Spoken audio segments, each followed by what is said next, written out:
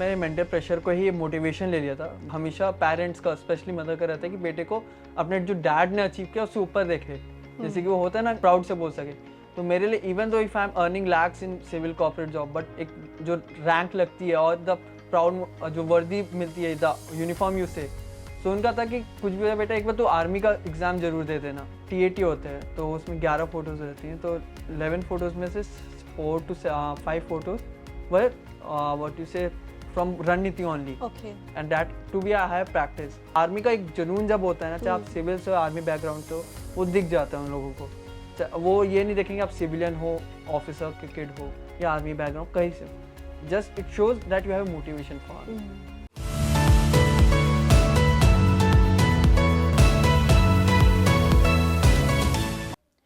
Welcome and जय Hind dear defence aspirants. आज के सक्सेस बेट की विद बी गुरकीरत के इस एपिसोड में एक ऐसे कैंडिडेट से मिलेंगे जिन्होंने टीजीसी एंट्री के लिए अपने पहले प्रयास में रिकमेंडेशन प्राप्त किया। इतना ही नहीं, ये 12 आवर्स की जॉब भी किया करते थे। तो पढ़ाई के साथ साथ जॉब करना और पहले प्रयास में एसएसबी इंटरव्यू को कैसे इन्होंने निकाला, आज के इस वीडियो में हम इस पर बात करने वाले हैं। लेट्स वेलकम समक्ष ऑन दिस टॉक शो। समक्ष, बहुत बहुत हार्दिक अभिनंदन एंड स्वागत आपका आज के इस बैट की शो में। Thank you ma'am. कैसा लग रहा है रिकमेंडेशन पाकर? Just a joyful and a proud moment ma'am for me and my family. That is good. अच्छा, 12 आवर्स का आपने बताया मुझे कि आप जॉब भी करते थे, राइट? तो Yes, ma'am. अपनी जॉब के बारे में बताएं और कैसे ख्याल आया आपका कि मुझे आर्म फोर्सेस में जाना है। तो मैम जॉब के रिलेटेड मैं ऑयल एंड गैस इंडस्ट्री में था, तो वहाँ जनरली प्लांट 24/7 ही चलता है, तो किसी ना किसी बंदे को वहाँ रहना ही है टू ओवरलुक द प्लांट। तो जनरली जब मैन पावर कम रहता है टू कवर अदर शिफ्ट, तो 12 घंटे की ड्यूटी एक कॉमन चीज़ रहती है, तो उसके बदले हम लोग को फिर और छुट्टियाँ वगैरह मिलती है। फॉर डिफेंस एंड आर्मी, में डैड आर्मी में ही है, तो हमेशा से एक था कि आर्मी में जाना ही जाना है। सिविल का एक्सपीरियंस ले लिया, लेकिन घूम फिरा के एक होता है ना ma'am, father is in army, so second generation मुझे कैरी फॉरवर्ड करना है। सो एक एस्पिरेंट था, तो जैसे ही टीजीसी का फॉर्म आया है, और मैं टेक्निकल बैकग्राउंड से था, मैं डैड भी टेक्निकल बैकग्राउंड से ही है, सो मेरे को इसलिए एक एक्सप्रेशन है कि मैं टेक्निकल बैकग्राउंड से ही आर्मी में जाऊँ। So that was the story behind. All right, but बहुत सारे आपकी एज के जो इस समय एस्पिरेंट्स हैं, almost somebody is doing part time, कोई ट्यूशंस पढ़ा रहा है, हर आदमी डेडिकेटेडली लगा हुआ है, बिकॉज इस एज तक आपको एक फिनेंशियल फ्रीडम भी चाहिए होती है। ऐसे में एक प्रेशर भी होता है माइंड पे, right? Because you want a stable financial freedom, और अपनी प्रिपरेशन के दौरान आप कुछ बैकअप्स लेके चल रहे होते हो कि चलो थोड़ा बहुत सपोर्ट हम अपने आप को करें, अपनी फैमिली को करें।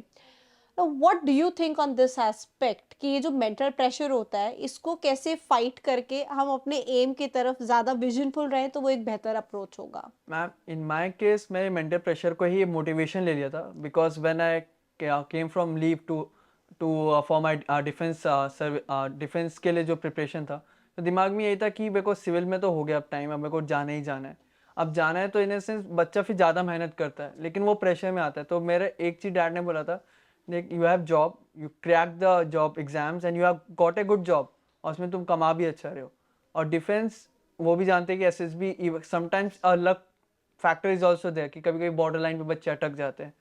सो उसका प्रेशर मतलब मेहनत करते रहे, because once you started doing hard work ना, कहीं क्वालिटीज बिल्ड होती हैं। आप डिफेंस की प्रिपरेशन में जो क्वालिटीज बिल्ड करते हो, आपको सिविल लाइफ में भी काम आएगी। ऐसे नहीं वो सिर्फ डिफेंस में ही रहती हैं। और वो वही आइडिया रख के मैंने प्रिपरेशन की थी। बैक में चलता था कि नहीं होगा तो क्या है, लेकिन फिर उसमें फादर में बहुत मोटिवेशन, एंड स्पेशली जो कोचिंग इंस्टीट्यूट जहाँ से मैंने सेंचुरियन से करी, उनका भी बहुत, मेंटर्स का बहुत सपोर्ट रहता था कि निकाल लोगे, you have the qualities, you are hard working person, and तुम जो विजन से देख रहे हो वो हो जाएगा क्लियर। तो वही मैंने जो प्रेशर का को मोटिवेशन में मैंने कन्वर्ट करके अपने आप को मोटिवेट रखा। दैट इज गुड, और ये बहुत अच्छा सजेशन है आप जैसे जो उम्र के सभी एस्पिरेंट्स है। अच्छा, आपके फैमिली बैकग्राउंड के बारे में बताएं, परिवार में कौन कौन है? सो मेरी फैमिली में मेरा छोटा भाई जो अभी 12th कर रहा है, एंड मेरे डैड हैं। So he is serving in India army as a colonel, and he is living in Lucknow only. तो मेरी छोटी family, my mother use expired in 2018, she was a teacher, so she used to teach English. So after then we are the only 3 members in our family. तो ऐसे में आज इतनी बड़ी achievement है, और हर जो एक एस्पिरेंट है, बच्चा है, बेटा है, बेटी है, वो अपने पेरेंट्स की खुशी के लिए एक ड्रीम को अचीव करते हैं, right? When you look towards yourself कि यार आज मैं इस प्लेटफॉर्म पे हूँ और माँ होती काश, राइट? तो how do you look towards that aspect? So obviously खुश होती है, एंड उनका वो था, वो बचपन से मुझे कहती थी कि सी तुम कोई भी जॉब कर लो, कुछ भी कर लो, एक हमेशा पेरेंट्स का, स्पेशली मदर का रहता है कि बेटे को अपने जो डैड ने अचीव किया उससे ऊपर देखे, जैसे कि वो होता है ना, मतलब प्राउड से बोल सके। तो मेरे लिए, even though if I am earning lakhs in civil corporate job, but एक जो रैंक लगती है और द प्राउड जो वर्दी मिलती है, द यूनिफॉर्म यू से, सो उनका था कि कुछ भी हो बेटा, एक बार तो आर्मी का एग्जाम जरूर दे देना। स्टार्टिंग में मेरा, I was medically little bit unfit towards, तो मेरा मोटिवेशन उस टाइम पे डाउन रहता था कि कभी फिट होगा नहीं होगा। तो तब, लेकिन तभी मॉम वाज लाइक कि तू देख के तो देख, हो जाएगा। एंड अगर वो आज होती तो she will be very proud. उनको खुशी डैड से ज़्यादा उनको होती कि हाँ बेटे ने रिकमेंडेशन मतलब हासिल कर लिया है। तो ऐसे में आपका जो एक डेली रूटीन रहता था, बिकॉज यू नो क्योंकि अब आपको अपनी चीज़ें खुद से मैनेज करनी है, माँ रहती है तो सब चीज़ें मैनेज्ड वेल रहता है, उसी हिसाब से सिस्टम चल रहा होता है, चाहे एग्जाम्स हो, हमारे एसएसबी का प्रिपरेशन हो, बहुत सारी चीज़ें।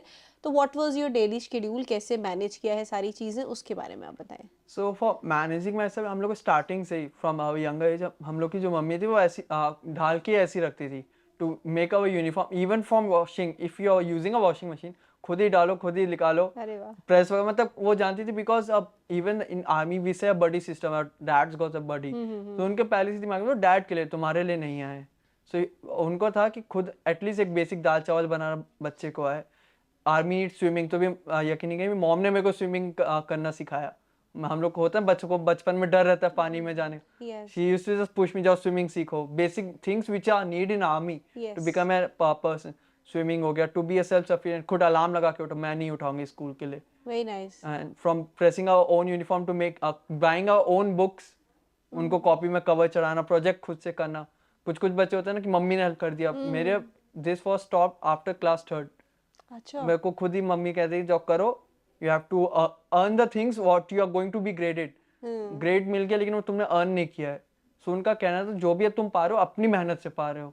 सो अगर even if I did my project I am getting a B और C grade average, she used to be proud because मैं अपने उस पर किया है। सो हाँ। बेसिक बचपन से हम लोग को वही रहता था कि from doing a own chores and from cleaning and to eat, सब कुछ वो बचपन से ही रहा, तो वही अभी तक चलता आ रहा है। That is good. तो वो जो ट्रेनिंग रहा सेल्फ इंडिपेंडेंट, सेल्फ डिपेंडेंट बनने का, वो आपको बचपन से ही मिल करेक्ट। गया और उसका एडवांटेज भी आज आपने देखा कि पहला अटेम्प्ट था और रिकमेंडेशन भी मिला। अच्छा, इस इंटरव्यू में आपसे क्वेश्चंस भी पूछे गए होंगे कि भाई श्योर। आपने एडीएट्री क्यों नहीं अप्लाई किया या सीडीएस या एफकेट क्यों नहीं अप्लाई किया, बिकॉज जब मैं एस्पिरेंट्स इनका बैठकी में टॉक शो में इंटरेक्शन करने बैठी तो मेरा पहला सवाल था एक जनरल इंटरेक्शन के दौरान सेटअप से बाहर कि भी आपने बाकी एग्जाम्स क्यों नहीं दिए। तो ऐसे में आपने क्या जवाब दिया और कैसे कन्विंस कर पाए आप, मुझे ये जानना है। Sure. तो मेरा ये था कि मेरे को ऑनेस्ट रहना है इंटरव्यू यस। में, तो I just give honest answer कि मैं मेडिकली अनफिट था। मेरी जो आई पावर थी it was -5, okay. which was unfit for NDA, even for CDS entry or any other defense aspirant. So recently I got LASIK surgery. उसका भी clause रहता है कि आपकी एज इतनी होनी चाहिए और power should be stable for 1 year. Okay. So as soon as just every 3 months मैं खुद अपने एक्साइटमेंट में चेक कराते रहता है अब स्टेबल है, अब स्टेबल है। वैसे जैसे ही 1 year हुआ, next day I went to the best LASIK hospital which is available in Kochi and get my LASIK done. Okay. So जैसे ही हुआ, एंड सेकंड मेरा था कि टेक्निकल में ही जाना है एज फादर वाज, तो अब मेरा मन में ही था कि टीजीसी एंट्री है। एंड सेकंड, टीजीसी का age limit is still 26.5 years, yes. CDS is still 24, and 26.5 year to get a permanent commission in army. So मेरा यही था कि टीजीसी में जाना है। Second, for previous attempts is because of my eyesight, I was medically unfit. So मैंने कहा एक बार मेडिकल फिट हो जाए then I will be through and through, because after recommendation if you get medical unfit or something you get little bit yes. demotivated or heartbroken. So I just don't want that. And एक चीज होता है कि मेरे जो family में है वो कहते हैं कि अगर एक ऑप्शन बना होता है you get another option. I did my BTech in chemical engineering, I got a good percentage, after I got a good job. So एक सिविल एक्सपीरियंस भी बहुत आई थिंक इंपॉर्टेंट रहता है to play a role in future life. So वो जब तक मेरे medical में फिट नहीं हुआ था I was just gaining experience, and this experience helped me in SSB as well. और ये ना सिर्फ एक एक्सपीरियंस था बट आप प्लानिंग देखिए, क्योंकि मैं एस्पिरेंट्स को यह बताना चाहती हूँ डिसीजन मेकिंग अगेन ये बहुत इंपॉर्टेंट रोल प्ले करता है। जितने भी हम सक्सेस स्टोरीज देखते हैं, मैं जितने भी बैठकीज में अपने कैंडिडेट्स को इंटरव्यू करती हूँ, बातचीत करती हूँ, तो वो ये ज़रूर बताते हैं कि उन्होंने कब डिसीजन लिया, कैसे डिसीजन लिया, और आपने जो डिसीजन पूरा लिया कि आप आज की डेट में इंडिपेंडेंट भी थे, गुड अर्निंग भी थी। तो जब आपको इंटरव्यू में इन सारे पर्सपेक्टिव से चेक किया जाता है, तो कहीं ना कहीं पोटेंशियली क्वालिटीज़ भी निखर के आती हैं, और ये सामने वाला पर्सन भी समझता है कि the candidate is worth the confirmatory criteria जिसके थ्रू सिलेक्शन पैरामीटर्स सेट हैं। अच्छा, फॉलोड बाय दिस, जब हम टीजीसी की बात करते हैं, परमानेंट कमीशन है, आपने तैयारी यहाँ पर करी होगी, तो तैयारी जब आप सेंचुरियन में कर रहे थे, what were those 3 most basic things जिस पे आपने काम किया अच्छे से, जो आपको लगा कि हाँ यार, ये मुझे अब कमियां पता चली हैं और इनको इम्प्रूव करने से मेरे लिए कुछ अच्छा हो सकता है? So first thing I will say कि जो साइकोलॉजी टेस्ट रहता है, बिकॉज एवरीवन, मैंने भी सोचा कि यूट्यूब से कर लूँगा answer, but everywhere everything is different answer. Some says कि आप ये पढ़ के जाओ, कुछ बोलते हैं ऐसे लिख के जाओ, कुछ कहते हैं आपको नॉर्मल स्टोरी लिखनी है, सम सेज कि ऐसे, तो वो कन्फ्यूजन बहुत था मेरे को। सो मैंने कम टू लखनऊ सेंचुरी, तो मेरे को एक गाइडेंस है, पाथवे मिला कि you have to write your own original story with a expression. Like अब जैसे मैंने एक्सप्रेस नहीं कर पाता था, even though I have those qualities, I have done the same thing in my real life, but जब स्टोरी लिखने की बारी आती थी आई कुडंट राइट दोज। तो ये पहला चीज मेरे ही हुआ। Second, the idea how to tackle the problems which are given to you, specially in the interview section. अब इंटरव्यू में, क्योंकि एज मैंने पहले एग्जाम्स नहीं दिए हैं, तो एक वो क्वेश्चन बनता था, यू आर अर्निंग, और मेरी अर्निंग अच्छी खासी थी सिविल लाइफ में, and I the it's equal to the other corporate life, तो वो थोड़ा बेटर था, तो उसके रिलेटेड। और तुम 12 घंटे काम करे, तो how you are preparing for this, and why didn't you give the exam earlier, and what did the qualities you learn from your father, because as a defence background आपसे थोड़ी expectation as compare to the normal candidate थोड़ी बढ़ जाती है, because you आपकी upbringing ऐसी है, तो उसको मैच करना चाहिए। सो उसकी गाइडेंस मुझे मिली कि you have to focus little on those thing.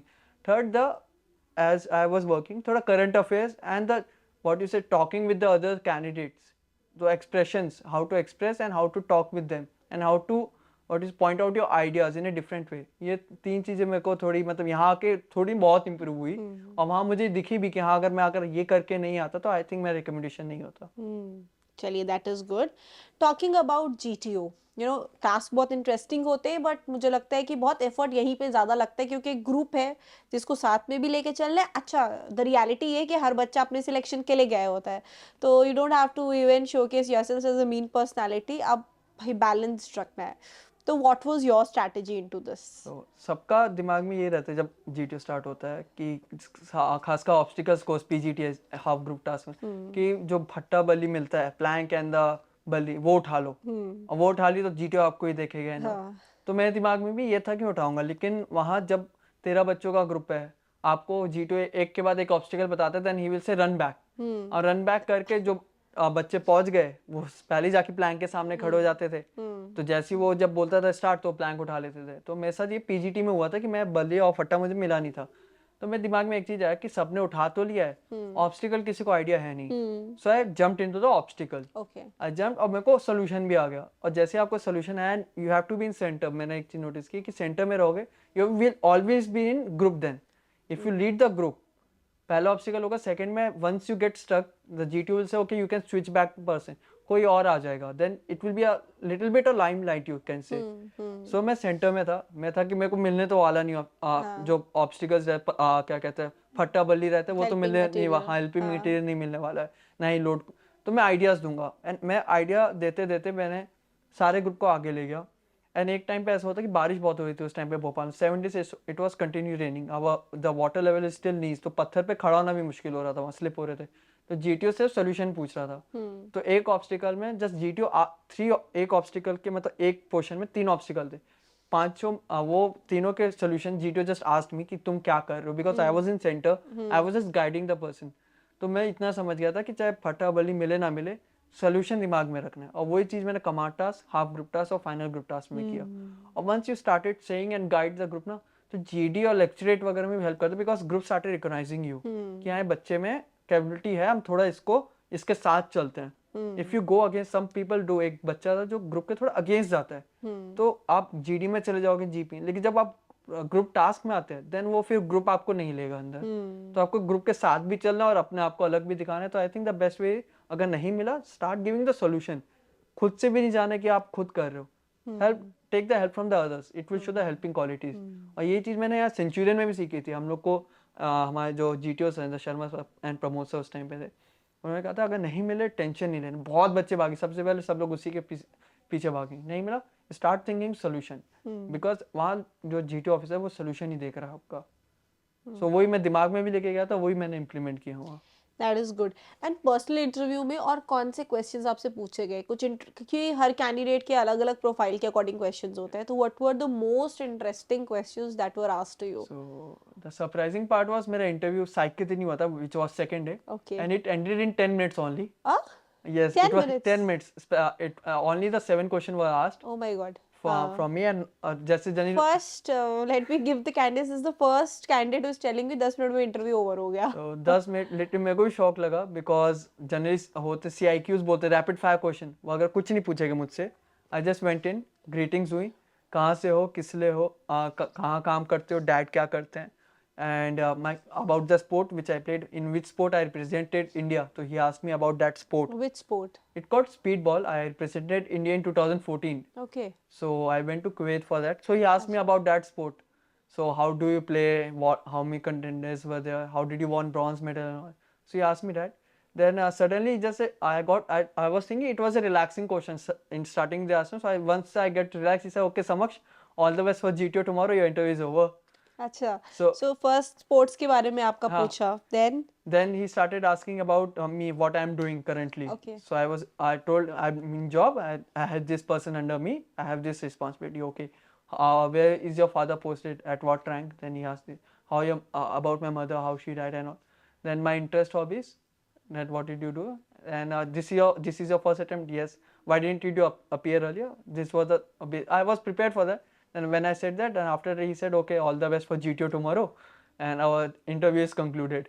So I came back, I saw the time, it was only 10 minutes. So how did you feel after that? So, कैसा लगा like था? two options were there. I asked with some of my friends, which were previously recommended. They said either he saw your PIQ, he already confirmed that you are a confirmed candidate, and he just verified with your talking to you, or either you are gone down, you are not recommended.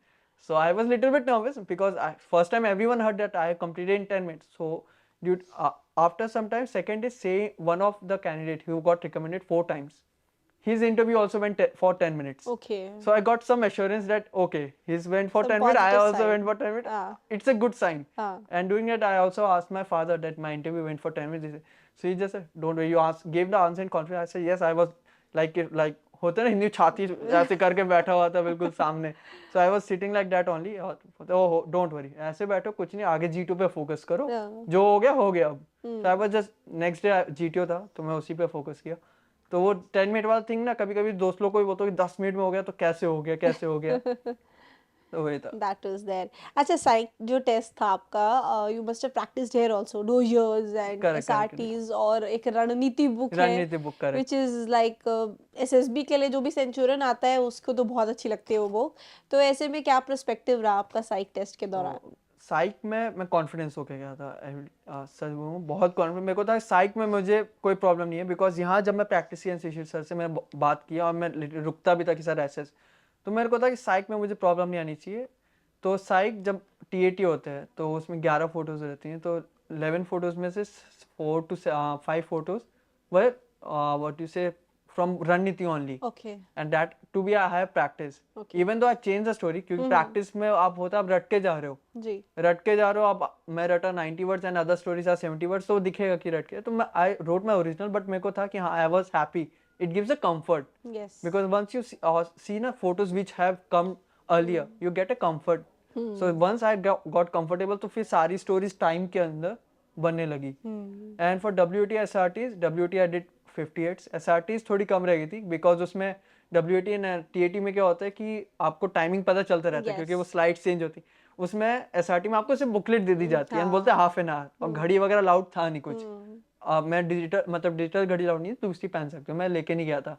So I was just doing suddenly the horn just rang that 30 minutes are over. So उसमें थोड़ा nervous था कि SRTs कम हुई है, लेकिन I was like 70% TET रहता है, WAT रहता है, और SD एंड ब्लैंक स्टोरी मेरी अपनी खुद की रियल लाइफ एक्सपीरियंस जो मैंने किया था उस पर लिखी थी। I save 2 persons life okay अपने जॉब में, तो मैंने वही शिशिर सर से बात करके वही लिख के आया था मैं। ओके एंड बाकी सेल्फ डिस्क्रिप्शन है ना, वो भी मैंने अच्छे से बना के दिमाग में कि पॉइंट्स जो एक्सप्रेस करने हैं कि ये मेरी क्वालिटीज़ हैं वही लिख के आया मैं। जैसे बच्चे क्या करते हैं कि मेरे ऊपर मतलब मेरे को ये मिला वो मिला, जो सच है स्कूल में नहीं था हेड बॉय, नहीं था मैं हेड बॉय, लेकिन मेरे को मिला था क्लास का जिम्मेदारी तो मिला था, तो वैसा करके मैं प्रॉपर लिख के आया था। स्कूल के हेड बॉय नहीं रहे, बट आपकी जो प्रोफाइल है मैं देख पा रही हूँ वो अपने आप में काफ़ी इंटरेस्टिंग, और आपने जो अपना पीआईक्यू है बहुत स्ट्रॉन्ग प्रेजेंट किया करेक्ट। था। अच्छा, आपने बताया कि जो स्पोर्ट आप खेल रहे थे और कुवैत में आपका रिप्रेजेंटेशन रहा, तो इसकी क्या जर्नी रही, कब शुरुआत किया और कैसा था, बिकॉज स्टूडेंट्स को ये जानना ज़रूरी है। और एक चीज़ शिशिर सर हमेशा एम्फेसाइज करते हैं कि जिन बच्चों का स्पोर्ट्स वाला जो सेक्शन है जितना स्ट्रॉन्ग होता है ना, उतना ही करेज फैक्टर, बिकॉज स्पोर्ट्स से आपको स्पोर्ट्समैनशिप स्पिरिट आता है, करेज फैक्टर है, कॉन्फिडेंस बिल्ड होता है, पर्सनालिटी आती है, एक आपकी फिजिक बनती है। तो ये बहुत इंपॉर्टेंट एस्पेक्ट्स है जब हम आर्म फोर्सेस की बात करते हैं। तो ऐसे में वो हाउ वाज दिस बैकग्राउंड, कब से शुरू किया कैंडिडेट्स को, इसलिए ताकि जो अभी 10th 11th में अगर आपके देख रहे हो तो you could get an idea how you can work upon yourself. So sports name is speedball. It's a okay national game of Egypt. Okay So when my father is posted in JNK, we are living in Akhnure. So वहाँ APS Akhnoor में sports खेलते थे बच्चे. So I okay joined in 2011. So 2011 में खेलते खेलते खेलते national state करते करते वो रैंकिंग सिस्टम रहती है हर एक स्पोर्ट्स में. ओके So करते करते I was in top 5. So I got the opportunity to represent India in World Championship, which is held by the Kuwait government, and okay they are organizing for every country. तो उसमें India जाता था लेकिन कभी medal नहीं है. So I was the first under 14 child to get the bronze medal for that. That is good. So जब मेरे को इंटरव्यू में इस बारे में पूछा क्या क्या है, तो उस ऑब्वियसली गेम सुना नहीं है लोगों ने कितने होता है, जनरली मेजर स्पोर्ट नहीं है, सो थोड़ा डिफिकल्ट होता है आपको बताना उसके बारे में. सो ये मैं प्रिपेयर करके गया था कि एटलीस्ट मैं ऐसे वे में बोल पाऊँ जैसे कि इंटरव्यूअर समझ पाए कि मैं गेम क्या खेलना चाह रहा हूँ, और अगर उसको समझ नहीं आएगा तो उसको पता नहीं होगा मैं गेम कौन सा खेल के आया हूँ. सो वो मैं प्रिपेयर किया था कि उसमें गेम में जनरली एक पोल रहता है, इट इज व्हाट यू से grounded to the ground. A wire is attached, and in wire a cricket ball type ball is been attached, and you have to hit with the one hand. Okay. And in same from what you are standing in opposite direction, a person will stand and he will hit with the backhand. It's like what you say, the hand movement is like badminton, but in which the ball is what you say attached to the string. Okay So it will rotate 360 degree in any angle. तो you just have to keep hitting. Keep hitting. If you miss the hit, ठीक है। then the point will be reduced. Okay, So okay. the main thing is accuracy and the concentration, because the ball speed is about 200 kilometre. Sometimes कोई कोई जो powerful बंदे रहते हैं और वो एंगल ऐसा मारते हैं, like angle will be like 360 in this, कि आप ऐसे भी कर लो तो नहीं मिस हो जाएगा. So angle and speed is more thing, तो उसमें एक्यूरेसी बहुत देखते हैं. उसी से फिर then I took up badminton and squash, उसी मतलब कि वो हैंड गेम था, I got the hand power and the movement. जब मैं लखनऊ आया तो गेम नहीं था, तो I took up badminton and squash, उसी से करते करते I build up other games. that is really good. And how was your conference? So in conference I went into conference. So मेरे कॉन्फ्रेंस में 2-3 मिनट का गैप हुआ था. सो Okay. Because जो मुझसे पहले के बच्चे थे, आई वाज चेस नंबर 5. सो जो 4 बच्चे थे उनका विद इन 10 सेकेंड्स खत्म हो रहा था. ठीक जा रहे थे आ रहे थे जा रहे. मेरे में उन लोग ने गैप लिया, सो आई वो कॉट. उस टाइम पे तो कॉन्फ्रेंस होता है ना कि आप हो गया नर्वस हो गया अचानक. नर्वस में पूरा पसीना वसीना सब आने लगा था कि अब इतना गैप हो गया, क्या हो रहा है क्या. इंटरव्यू भी 10 मिनट का गया था मेरा. हाँ, सही बात तो है। दिमाग में वही चल रहा है, इंटरव्यू 10 मिनट का गया. तो मैं कॉन्फ्रेंस के अंदर घुसा. सो एवरीवन इज सिटिंग, और जब आप even though I am from army background है सब कुछ, लेकिन वो 2 साल सिविल लाइफ हो गया, इतने सारे लोग को आप यूनिफॉर्म में देखते हो. एंड द फर्स्ट तो मेरे को डांटने वाला कुछ भी स्माइल नहीं हटनी चाहिए, even though you are nervous smile, because they want smile. तो मैं बैठा, मैं स्माइल, तो मेरी स्माइल कुछ ज्यादा ही बड़ी होगी. तो the present asked me, are you enjoying? Yes, I'm enjoying. This is me. So he asked me about my stay. Where did I went? And there a hill called Hanuman Tekri. Okay. So he asked me, you went there? So he gave me a situation regarding. Some people get a situation on the in conference. So he gave me the situation that you are roaming around the mountain and you suddenly felt a girl crying nearby you. What will you do? So I was giving the answers like I will find his mother. अच्छा mother नहीं मिल रही. I will go to the. So he also started seeing your general awareness, because the mountain is only 700 meters away from the center. Okay. And there's 2 police stations. One is traffic police station in ground level, and police station chowki at above level. So I said I will go to the police station chowki. He said it's cool. I will go to a traffic police station. Okay. And then he suddenly had one more situation that it's already 5:45, 6 p.m. the gate closed. You have to come back within 15 minutes and no vehicle is there. So during that time it struck me at my head that 700 meter इतना बच्चा run कर ही लेगा 10 minute में. So I just said it. So I said okay. And then after that, how was the stay and everything, and my conference get over. That is okay.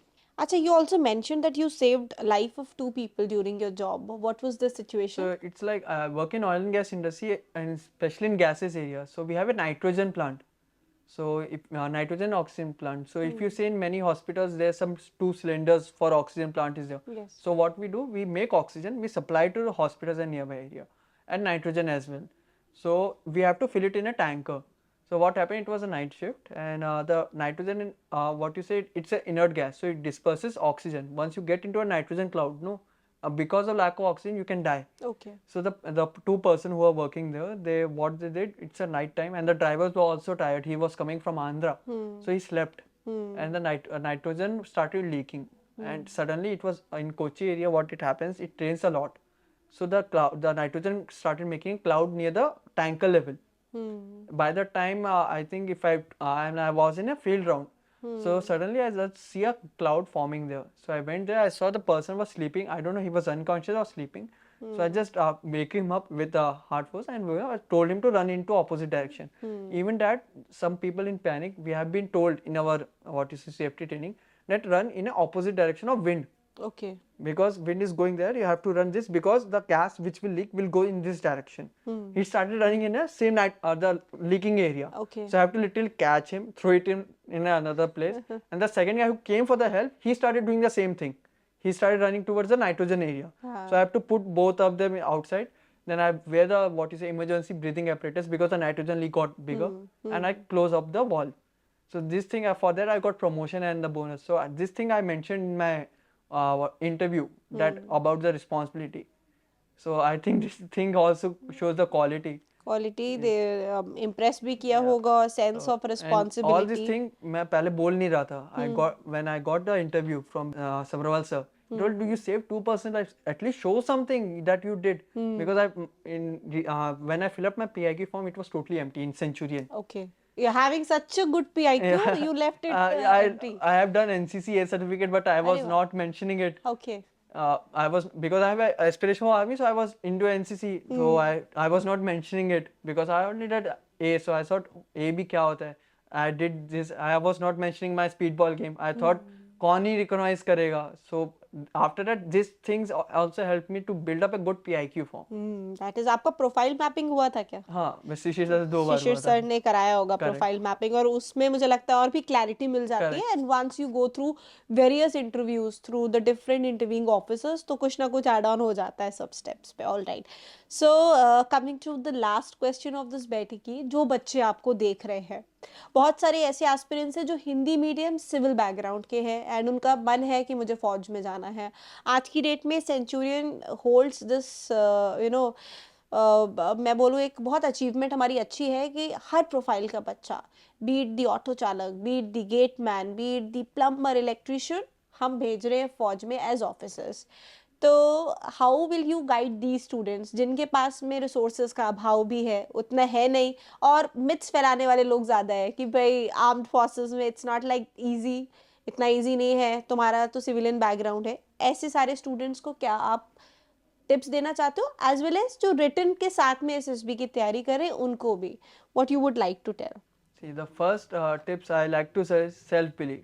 मैं हमेशा अपने आप पे सेल्फ बिलीव रखता हूँ कुछ भी चीज़ में करूँ. Because if you don't even what you से मोटिवेट योर सेल्फ, और अपने पे भरोसा नहीं है, आप आगे कैसे आप दूसरे को भरोसा दिला सकते हो कि हाँ मैं भरोसेमंद इंसान हूँ. तो self belief is the key. Second, come for the civilian background. I like my dad with civilian background. So he's from a totally civilian background. My grandfather was what you say coal plant में काम करते थे. So total civil background. कुछ army का knowledge नहीं, nothing, but he cracked it. अब मेरे कुछ दोस्त हैं, they are from civil background. They done their schooling from civil background. बस होता है आर्मी का एक जुनून जब होता है ना, चाहे आप सिविल से हो, आर्मी बैकग्राउंड से हो, वो दिख जाता है उन लोगों को. वो ये नहीं देखेंगे आप सिविलियन हो, ऑफिसर के किड हो या आर्मी बैकग्राउंड कहीं से हो. Just it shows that you have a motivation for army. और डिफेंस आप अगर एयरफोर्स के लिए हो, नेवी के लिए हो, वो मोटिवेशन अपने आप दिखती है। अगर आपको पता है कि आपको एयरफोर्स जाना है, आपको अपने आप पता होगा कि एयरफोर्स में क्यों क्या चल रहा है, who is the current chief, और उसमें क्या डेवलपमेंट हुई है। वो मोटिवेशन अपने आप जब एसएसबी में जाओगे वो दिखेगा। वहाँ जब चेस्ट नंबर देते हैं ना, तो it's means you are all equal. आपका बैकग्राउंड कुछ वेरीफाई नहीं करता। Even if you are someone's son, minister के भी बेटे होंगे, कोई फर्क नहीं पड़ता। वो चेस्ट नंबर ही आपकी पर्सनैलिटी है, आप खुद ही शो करोगे कि आप क्या दिखाते हो वहाँ। So this things are. Second is confidence. Confidence I think बहुत वहाँ बच्चे बहुत रिपीटर रहे थे, still they are under confident about when they are saying.